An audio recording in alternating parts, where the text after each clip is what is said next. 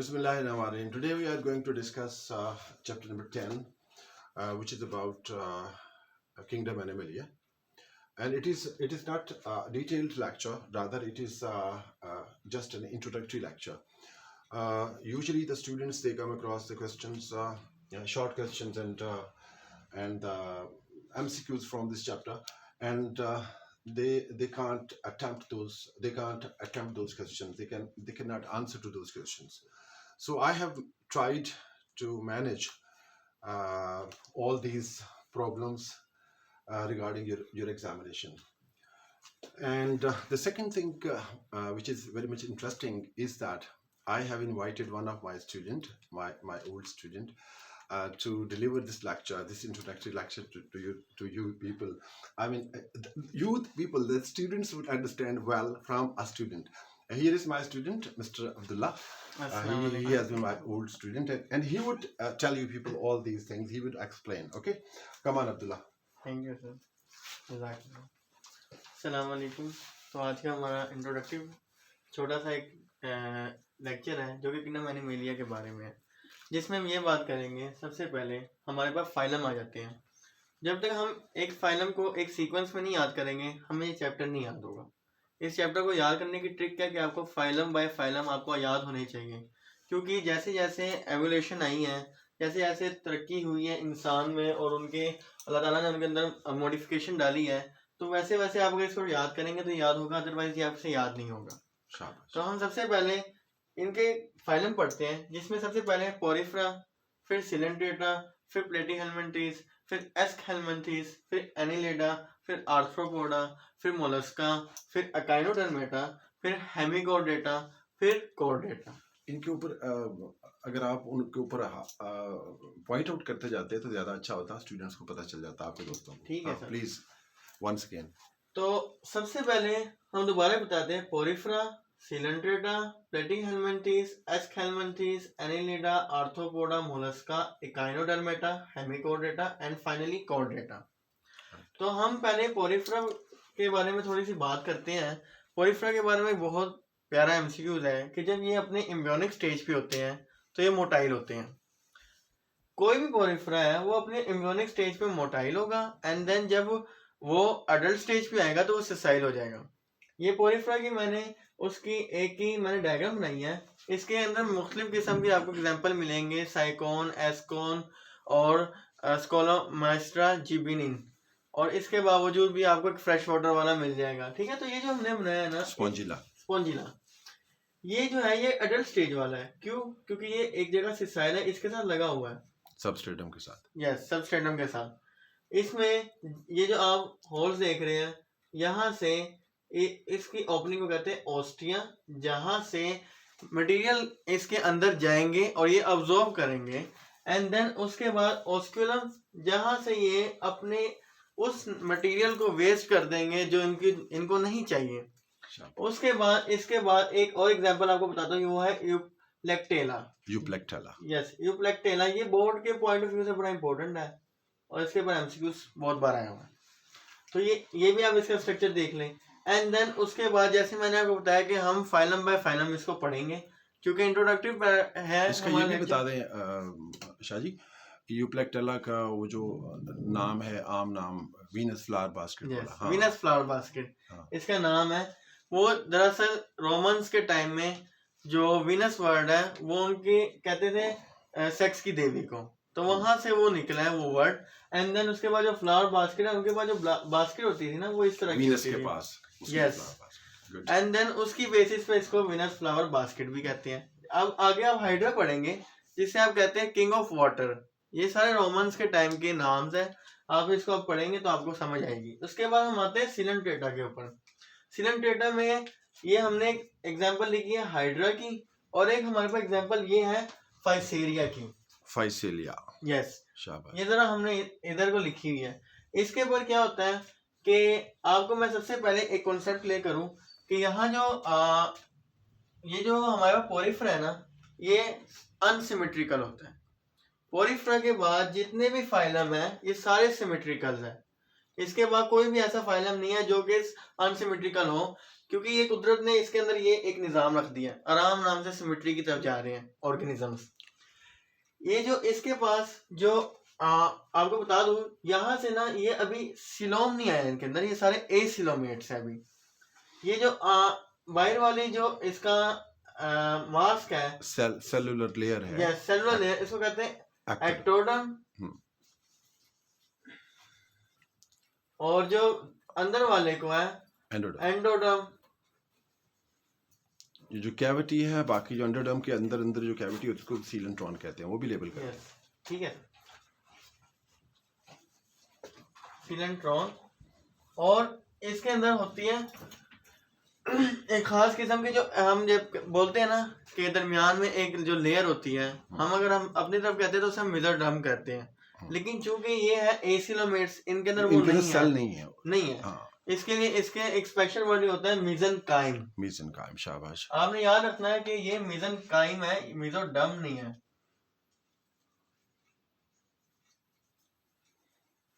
फिर एक दफा बता दें कि ये मेसेनकाइम जो है वो एंडोडर्म और मेसोडर्म के दरमियान में जिलेटिनस मटेरियल, यही कहना चाह रहे हैं ना। एक्टोडर्म है और ये एंडोडर्म है। ये एक्टोडर्म है, बाहर वाली ये एंडोडर्म है, इसके दरमियान में जेलीनुमा स्ट्रक्चर है जिसको हम मेसेनकाइम कहते हैं। शाबाश, ठीक हो गया। इसके बाद यहाँ पे हम एक और इसकी एग्जांपल पढ़ते हैं, जो फाइसेलिया है। ये हैट लाइक स्ट्रक्चर है, टोपी की तरह। आप देखेंगे कि ये वाला जो पोर्शन है, ये वाला खाली, ये इसका माउथ है, और ये जो है ये टेंटिकल्स है, ये जो आपको ऐसे नजर आ रहे हैं। सिमिलरली इधर जो ये है ना, ये वाला पोर्शन, ये भी इसके टेंटिकल्स है, टेंटिकल्स। और ये जो टेंटिकल्स है, आपने याद रखना है, इसके अंदर जहर होता है, ये पैरालाइज करने के लिए यूज करते हैं। और जो फाइसेलिया है उसको Portuguese man of war, yes Portuguese man of war भी कहते हैं। मैन ऑफ वॉर इसलिए कि इसमें जो ये टेंटिकल्स होते हैं ना, इसमें जहर होता है, और ये इसके थ्रू अपने शिकार को पकड़ता है। और मजे की बात आपको ये बताऊं, ये कोडेट्स को पकड़ता है, फिश को पकड़ता है। हालांकि ये बहुत छोटा एक एनिमल है, लेकिन ये इतने बड़े एनिमल को, इतने मॉडिफाइड एनिमल को भी ये कैच करता है। इसलिए आप देखेंगे ये वॉर वाली एक सिचुएशन क्रिएट करता है। लेकिन जो पुर्तगीज जो वर्ड निकला गया है, वो इसलिए निकला गया है क्योंकि ये जो टोपी नुमा स्ट्रक्चर है ना, ये वाली टोपी हम उस कंट्री के अंदर देखते हैं, नेपोलियन कैप इसे कहते हैं। इस बेस पे इसको ये नाम दिया जाता है, और ये भी बोर्ड पॉइंट ऑफ व्यू से बड़ा इंपॉर्टेंट एमसीक्यू है, ये और फाइसेलिया। इसके बाद हम आते हैं, यहाँ तक तो हमने पढ़ लिया कि इनके अंदर सिमेट्री है, लेकिन ये क्या है, एसिलोमेट है। इसके बाद हम आते हैं प्लेटिंग हेलमिंथीज, जिसके अंदर हम पढ़ते हैं एनिलिडा। तो प्लेनेरिया जो होता है ना, आपने याद रखना है, इसकी एक ही ओपनिंग है, वहीं से ये इनटेक करता है, वहीं से ये एक्सक्रीट करता है, और इसके अंदर कोई मॉडिफाइड किस्म का कोई सिस्टम इस तरीके से नहीं है। अच्छा, वहां से एक्सक्रीशन नहीं होती, एक्सक्रीशन की फ्लेम बल्ब से होती है, ठीक है, प्रोटोनेफ्रिडिया से। वहां से ये आप मेरे ख्याल में भूल रहे हैं, वहां से डिफिकेशन करते हैं, पहले वहां से खाते हैं, और जब डाइजेस्ट कर लेते हैं तो वहां से डिफिकेशन करते हैं, फूड मटेरियल को, जो अनडाइजेस्टेड फूड मटेरियल होता है उसको निकालते हैं। आप दोबारा बताएं, स्टूडेंट को आपकी बात ज्यादा समझ आती है। ये जो ओपनिंग है ना, इसकी वन ओपनिंग, पहले तो ये कॉन्सेप्ट क्लियर करें, इसमें ओपनिंग एक ही है, शाबाश। ये उससे इनटेक करेगा, लेकिन जो इसके अंदर एक खास किस्म का स्ट्रक्चर होता है, जो कि हम अपने डिटेल में देंगे, वहां से ये एक्सक्रीट करता है फ्लेम सेल्स और जो प्रोटोनेफ्रिडिया। लेकिन ये जो है ना, बाकी डिफ्यूजेबल जो पार्टिकल है, वो ये निकालेगा उसी ओपनिंग से जिससे इनटेक कर रहा है। बाकी जो वो एक सेपरेट इसका एक स्ट्रक्चर है, वो हम बाद में एक्सप्लेन करेंगे वन बाय वन, उस चैप्टर में जाएंगे। जी ठीक है। इसके बाद हम आते हैं अपने एस्केलमंथीस के ऊपर। एस्केलमंथीस के बारे में आपने याद रखना है, इसके अंदर होता है स्यूडोसिलोम, झूठा सिलोम। झूठा सिलोम क्यों, वो हम आपको बताएंगे नेक्स्ट टॉपिक के अंदर ही कि वो होता क्या है। स्यूडोसिलोम जो इसके अंदर जो है ना, सारे राउंड वर्म्स है, और मेजोरिटी जो है इसके अंदर पैरासाइट्स आप बहुत पढ़ेंगे, ठीक है। एंड देन इसके बाद एनिलिडा है, तो ये भी वर्म्स है, लेकिन इसमें अगर मैं आपको अच्छी एग्जांपल दूं पढ़ने के लिए, तो वह अर्थवर्म, अर्थवर्म, लीच, नेरीज इसमें आ जाती है। एंड देन उसके बाद हम ये जो एनिलिडा है ना, आपने एक बात याद रखनी है कि यहाँ पे सिलोम स्टार्ट हो चुकी है, ये पॉइंट है, ये बड़ा इंपॉर्टेंट पॉइंट है, एनिलिडा में इसके बाद सिलोम आ चुकी है। जी शाबाश। एंड देन उसके बाद हम आर्थ्रोपोडा पे आते हैं। तो आर्थ्रोपोडा में आपने याद रखना है कि जो इसका एक्सक्रीटरी और डाइजेस्टिव सिस्टम है ना, ये आपस में कनेक्टेड रहता है और इसमें एक्सोस्केलेटन होता है। और इसमें एक और इम्पोर्टेंट एमसीक्यूज आप याद रखें, इसमें एक शेडिंग का प्रोसेस होता है, वो भी होता है। आर्थ्रोपोडा में कॉकरोच जो कि बहुत इसकी एक मेजर एग्जांपल है, और जिसमें एक्डेसिस की बात कर रहे हैं ना आप, शाबाश। जिसमें एक्सोस्केलेटन होता है। हम्म। जब ये एक्सोस्केलेटन शेड आउट हो जाता है तो देन उसके बाद ये अपने आप को छुपा लेते हैं, और उसके बाद ये एक्सोस्केलेटन जो होता है ना, और ये शेडिंग का प्रोसेस होता है, ये इनकी ग्रोथ को इनहिबिट भी कर रहा होता है, एक नेगेटिव फीडबैक दे रहा होता है इसके ऊपर। लेकिन देन उसके बाद जब ये वापस आता है तो उसके बाद ये अडल्ट स्टेज में आता है, उसके बाद ये उड़ सकता है, वो इसके लिए बहुत मतलब काम की चीज़ है। उसके बाद हम मोलस्का भी आते हैं। तो मोलस्का में आपको अगर एग्जांपल दूं वो है स्नेल की, फ्रेश वाटर मसल की। Yes, fresh water mussels and snail. Then उसके बाद हम इकाइनोडर्मेटा में आते हैं। तो इकाइनोडर्मेटा अपनी हर चीज की वजह से बड़ा फेमस है और बड़ा एडवांस है, लेकिन इसका एक स्ट्रक्चर है वो बहुत ज्यादा पुअर है। और वो इकाइनोडर्मेटा में अगर मैं आपको एग्जांपल दूं वो है स्टारफिश। स्टारफिश कोई फिश नहीं है, आपने एक कॉन्सेप्ट याद रखना है, स्टारफिश कोई फिश नहीं है। आपसे ये सवाल प्रैक्टिकल में पूछा जा सकता है, आपसे सवाल बोर्ड के अंदर पूछा जा सकता है, और ये सवाल आपसे एंट्री टेस्ट में पूछा जा सकता है। एंड देन उसके बाद हम आते हैं हेमिकोर्डेटा। हेमिकोर्डेट्स के अंदर फिर हम ये आगे सारी इसकी टाइप्स एंड देन कोर्डेट्स। हेमिकोर्डेट्स में हम जो ये टाइप्स हैं 3, यूरोकोर्डेटा, हेमिकोर्डेटा और सिफेलोकोर्डेटा, ये 3 हम पढ़ते हैं। यूरोकोर्डेटा जो आगे भी है ना, ये 4 सब फाइलम है ना, वर्टिब्रेट है। हाँ, ये उसकी आगे क्लासेस है। यू मस्ट टेल कि जो कॉर्डेटा है इसको हम फर्दर क्लासिफाई करते हैं इनटू सब फाइला। सब फाइलम यूरोकॉर्डेटा, सब फाइलम हेमिकॉर्डेटा, सब फाइलम सेफलोकॉर्डेटा और सब फाइलम वर्टिब्रेटा। ये आप इस तरह से फिर बताएं, आप बताएं। ठीक है, जो कोर्डेट्स की क्लासिफिकेशन है आगे सब फाइलम, उसमें हम इसको 4 फाइलम्स के अंदर डिवाइड करते हैं, जो कि सब फाइलम्स है इसके। ये आपने याद रखना है, सब फाइलम्स है, फाइलम एक ही है कोर्डेट, जिसमें है यूरोकोर्डेटा, हेमिकोर्डेटा, सेफलोकोर्डेटा एंड वर्टिब्रेट। वर्टिब्रेटा लिखें। Yes sir. उस्ताद जी ये लीजिए। हाँ जी, वर्टिब्रेटा। शाबाश। अब मैं आपको अगर इनके यूरोकोर्डेटा के बारे में बताऊं तो इसकी एग्जांपल है इकोप्लूरा। ये एक ट्यूनिकेट है ना? यस, ट्यूनिकेट है। ये बड़ा इंपॉर्टेंट एमसीक्यू है जो हमारे सर बता रहे हैं, ये आपने ध्यान में रखना है। और इकोप्लूरा हेमिकोर्डेट में हम ब्लेनोग्लोसिस और सेक्होग्लोसिस की बात करते हैं। सेफलोकोर्डेटा में एम्फियोक्सिस की बात करते हैं। अब इसकी तरफ आते हैं कि ये जो नाम है और इसकी क्या खास बात है। याद रखना, इसके जो नर्वस सिस्टम होता है ना, उसकी डोर्सल साइड पे होता है। और उससे भी इम्पोर्टेंट अगर मैं आपको इसकी एक बात बताऊं ना, इनके अंदर नोटोकोड होता है, मस्कुलर बैग होता है इसके अंदर, नोटोकोड, ये आपने याद रखनी है। Muscular band. यस, और मैं आपको यहाँ पे बता भी देता हूँ, ये जो आप देख रहे हैं ना बीच में ये जा रहे, ये मस्कुलर बैंड, ये मस्कुलर बैंड है नोटोकोड, और ये इनके अंदर प्रेजेंट है। और ये जो एम्फियोक्सिस के बारे में अगर मैं आपको बहुत एक इम्पोर्टेंट एमसीक्यूज बताऊं कि अगर एग्जामिनर आपसे पूछे कि इसका एम्फियोक्सिस क्यों कहते हैं, तो आपने बताना है इसके अंदर पॉइंटेड एंड्स होते हैं। ये देखिए, एक ये पॉइंटेड एंड है और ये पॉइंटेड एंड है, दोनों तरफ से पॉइंटेड होता है, इसकी वजह से हम इसको एम्फियोक्सिस कहते हैं। और ब्लेनोग्लोसिस के अंदर याद रखिएगा कि कॉलर पहले आता है और उसके बाद इसकी हेड आता है,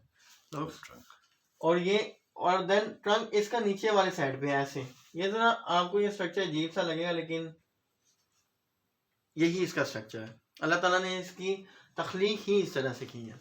मूव करती है, सीधी भी बन सकती है मेरे ख्याल में। Yes sir. लेकिन ये स्ट्रेट भी हो सकता है, कुछ भी हो सकता है, लेकिन ट्रंक इस साइड पे होगा, बीच में कॉलर होगा और हेड आगे होगा, बस। इसके बाद अगर हम इसके आगे चलते हैं वर्टिब्रेटा, तो वर्टिब्रेटा में 2 क्लासेस हैं बहुत बड़ी, पाइसिस, सुपर क्लास पाइसिस और super class Tetrapoda. Super class Pisces में अगर हम आते हैं ना, तो इसमें हम साइक्लोस्टोमेटा, कॉन्ड्रोचीट्स और ऑस्टियोचीट्स पढ़ते हैं। और याद रखिएगा ये फिशेस हैं, ये जो चीट्स का आप वर्ड पढ़ रहे हो ना, ये फिश है। यस, ऑस्टिक जो आप वर्ड पढ़ रहे हो ये फिश है। THES मेरे ख्याल में होना चाहिए सर। यस सर, वो स्पेलिंग मिस्टेक है। THES कर लेना सर। देखिए मैं आपको सर कह रहा हूँ। आपको केस बुक सारे है ना? ठीक है सर। ऑस्टिक्थीज, साइक्लोस्टोमेटा और कॉन्टिक्थीज, ऑस्टिक्थीज। पाइसिस के स्पेलिंग सर ठीक कीजिए, PISCES, PISCES, आप भूल गए। साइक्लोस्टोमेटा में अगर हम बात करें पेट्रोमाइजोन आता है, और अगर एग्जामिनर आपको ट्रैप करेगा तो वो आपको कहेगा कि मुझे इसका कोई सिमिलर किस्म का फाइलम बताओ।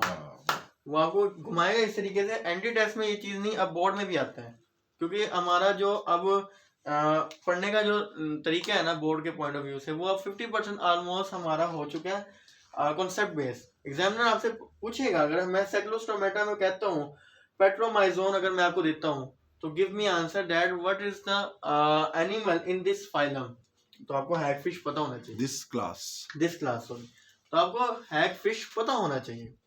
एंड देन उसके बाद कॉन्ट्रैक्टीज आ जाता है, तो उसके अंदर डॉगफिश और शार्क्स आ जाता है। एग्जामिनर आपको यहाँ पे डॉगफिश के अंदर, हैगफिश के अंदर, एंड देन यहाँ पीछे स्टारफिश के अंदर ट्रैप करेंगे, ये मैं आपको बता दूं। उसके बाद हम आते हैं अपने ऑस्ट्रिक्टीज के अंदर, तो वहां पे रहू आ जाता है, खागा आ जाता है, और ट्राउट, खग्गा, और फिर ट्राउट। और बड़े मजे की बात बताऊं कि इस साल एंट्री टेस्ट में ये वाला MCQ आया था, ट्राउट वाला। ये आपको पता होना चाहिए, ये आपको एग्जांपल्स याद होने चाहिए, इनके स्ट्रक्चर्स याद होने चाहिए, और इनके अंदर जो एवोल्यूशनरी चेंजेस है वो याद होने चाहिए। ये चूंकि एक इंट्रोडक्टिव बात कर रहा हूँ तो इसलिए मैं आपको बता रहा हूँ, बाद में इंशाल्लाह मैं आपको एक्सप्लेन करूंगा। एंड देन उसके बाद सुपर क्लास टेट्रापोडा आ जाता है, तो उसमें सबसे पहले एम्फीबियन, फिर उसके बाद रेप्टाइलिया, फिर aves, and then mammalia, and finally birds. Amphibian वो है एनिमल जिसको रिप्रोडक्शन के लिए पानी की जरूरत है। ये जमीन पे भी रहते हैं और पानी में भी रहते हैं, लेकिन जब भी इन्होंने रिप्रोडक्शन करनी है, ये बड़ा इंपॉर्टेंट पॉइंट है, इन्होंने पानी में चले जाना है। एंड देन इसके अंदर एग्जांपल है फ्रॉग, टोड, न्यूट की। एंड देन उसके बाद रेप्टाइलिया आ जाता है, रेप्टाइलिया में स्नेक्स, लिजर्ड और ट्राउट आ जाता है। एविस के अंदर ये वरेनस होता है सर, ट्राउट नहीं, वरेनस। सॉरी, हाँ आपने ट्राउट तो फिश है ना, हाँ वरेनस मेरे ख्याल में आप लिखने लगे थे, वेरेनस। एंड देन उसके बाद आ जाता है एविस। एविस में आपको क्रो मिल जाएगा और आर्कियोप्टेरिक्स। लेकिन एक बड़े मजे की बात कि पिछले साल आई थिंक पिछले साल ये वाला MCQ लाहौर बोर्ड में भी आया था, आपके फाइलेटिक लीनिएज को लिंक करके। तो आपको फाइलेटिक लीनिएज भी आपको याद होना चाहिए। उसके बाद फाइनली हम आते हैं मेमेलिया के ऊपर। मेमेलिया में आपको ह्यूमन मिल जाते हैं, वेल मिल जाते हैं, हर वो चीज़ जो बच्चे दे सके वो मेमल में आ जाता है। उसके बाद फाइनली हम बर्ड्स पे आते हैं, और बर्ड्स में हम जिसको पढ़ते हैं जो कि वो उड़ सकते हैं, और इसमें एक चीज़ जो हमसे ज़्यादा मॉडिफाई है वो है इसका रिस्पिरेटरी सिस्टम। वो हमसे बहुत ज़्यादा मॉडिफाई है, चूँकि इन्होंने उड़ना होता है, इनके अंदर एयर सैक्स होते हैं, तो उसको इनको ज़रूरत होती है जो इनके वेट को कम करती है ताकि ये हवा में उड़ सकें। इसमें आ जाते हैं रॉबिन, मैलेट और kingfisher, and then further more example जो आपको पता है बर्ड के बारे में। तो उम्मीद है आपको लेक्चर अच्छा लगा होगा, एंड देन इंशाल्लाह आगे हम इसको मज़ीद एक्सप्लेन करेंगे। Thank you very much sir जी, आप तो माशाल्लाह बहुत अच्छा लेक्चर देते हैं। हम आपके शुक्रगुजार हैं कि आपने इतना खूबसूरत लेक्चर दिया हमारे बच्चों के लिए, हमारे स्टूडेंट्स के लिए। And once again thank you. अल्लाह हाफिज़।